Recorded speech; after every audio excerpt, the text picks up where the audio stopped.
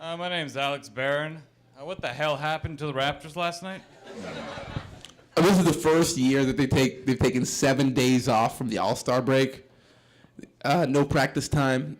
I'll say this, guys. The Raptors have never had a better record at this point in the season.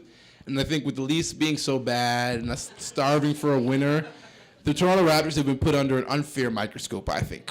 For you to have the best record the team's ever had, and for people to walk away like, wow, it's the freaking Raptors, man. Like, they've never actually been better. They've never been better. So I think, they're good, and we're all getting really excited. We want to see something happen now. But at the same time, I want you guys to remember, at the middle of last year, we were thinking about Tank Nation and going for draft picks. So let's not speed up the process too much. We still got to give guys like Terrence Ross time to develop, guys like Jonas Valanciunas time to develop. Because remember, Jordan was drafted in '83, I believe. Does anyone know what year he won his first championship? Not even close, man. He won his first championship in 1991, defeating the Lakers. That's 9 years in the league. So it takes a lot of time to develop, especially a group. And remember, there's no Jordan on this team either, right? So there's going to be some time. There's going to be growing pains. But, I mean, give them the benefit of the doubt. They're going to win a championship sooner than the Leafs are. I promise you that. State your name and your question. Hi, I'm Victoria. Thanks for your talk. It was actually really motivating to hear about you talking about recognizing personal assets. But my question is, once you learn how to do that, how did you then learn to recognize opportunity? Opportunity.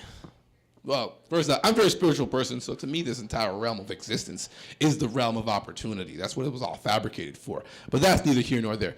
You know what? Recognizing opportunity, I guess it's not really neither here nor there. I think I wake up and I see opportunity, honestly. I think it's about perspective. Again, I can't get away from my spirituality. I don't believe in religions, but I'm very spiritual. But for me, it's about context. People who see opportunity. And people who don't see opportunity, don't see opportunity. I have friends who the same exact situation will happen to them, and their way of relating or viewing that situation is completely different from mine. And that falls back to, there's no real world. The world is subjective. So if you can train your mind to constantly see things as opportunity, whether they be defined as good or defined as bad, if you can train your mind to take whatever comes at, like, my favorite basketball player of all time is Kobe. I am a Kobe groupie. People hate me for my passion for Kobe. The passion of Kobe, I'll call it. But I'll tell you why I like Kobe. Because Kobe, whether you're talking about him positively or whether you're talking about him negatively, knows that you're talking about him. Okay? And you're talking about him because he's the best. And he's out there working. He's not looking at the content. He's looking at the context. You got to talk about Kobe because he's out there busting ass every night, whether you want to talk bad or good. And so for me, I've always had the perspective of no matter what happens to me tomorrow morning, it's an opportunity. It's an opportunity for me to work harder, or is it an opportunity for me to, realize how much I've done? But again, it's about your perspective. It's about perspective taking. I think a lot of the universe has to do with perspective taking. If you take the right perspective, you'll view it that way because there's no real world. It's all subjective. But what kind of subjective is it? Are you the type of person that's going to be beaten down by every time something happens bad? Or are you the type of person that's like, I'm going after it. Can't stop me.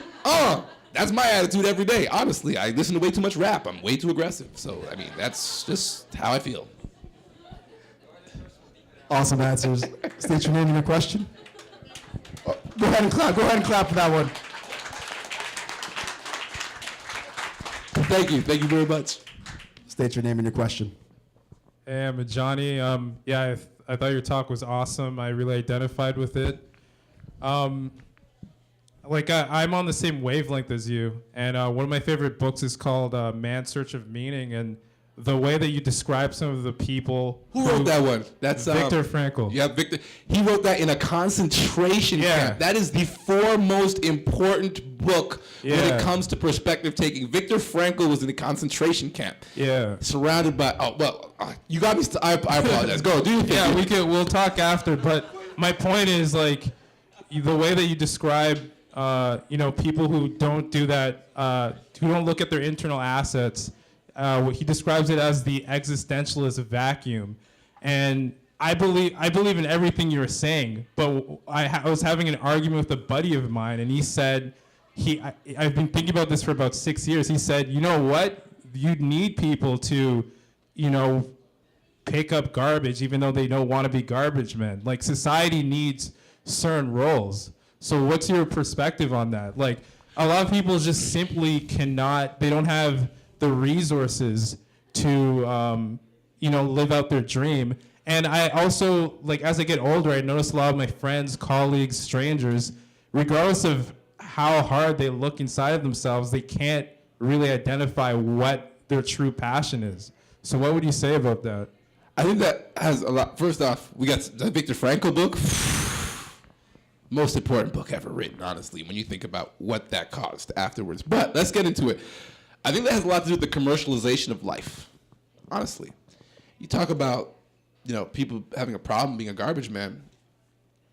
That has to do with us and our, perceptions of garbage men.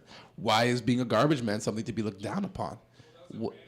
No, I'm not saying, I'm not calling you out for it. I'm saying it's more about the perspective of the society looking at it, right? Dude, this would be a shitty city, literally, if we didn't have garbage men. But the society we live in has all of a sudden allowed us to take this perspective on garbage men that it's beneath us. But we couldn't function without them. Again, perspective taking doesn't only apply to yourself, it applies to the world outside of you. And I think a lot of times people are going to have a hard time taking on other roles because we don't give those roles the respect they deserve. And we don't look at them the way they should. I mean, sure, a doctor. I'll give you an example. In the United States right now, there is a war on teachers because the right wing has decided that you should not pay teachers. And if you look at the way the American society is falling apart, it's mainly because the people coming out of the schools are completely uneducated. There's a war on the school system. The teachers are pitted against each other, and the children are suffering the cost.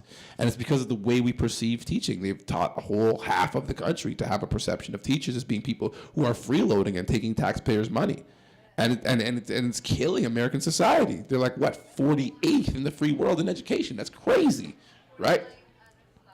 49th, there you go. So it's insane to think that our perspectives can completely manipulate and change the way we see the world. So really, to me, I mean, your day starts with perspective taking. What attitude did you wake up with when you rolled out the bed? Were you like, yeah, I'm gonna do this? Or were you like, shit, I gotta go to work?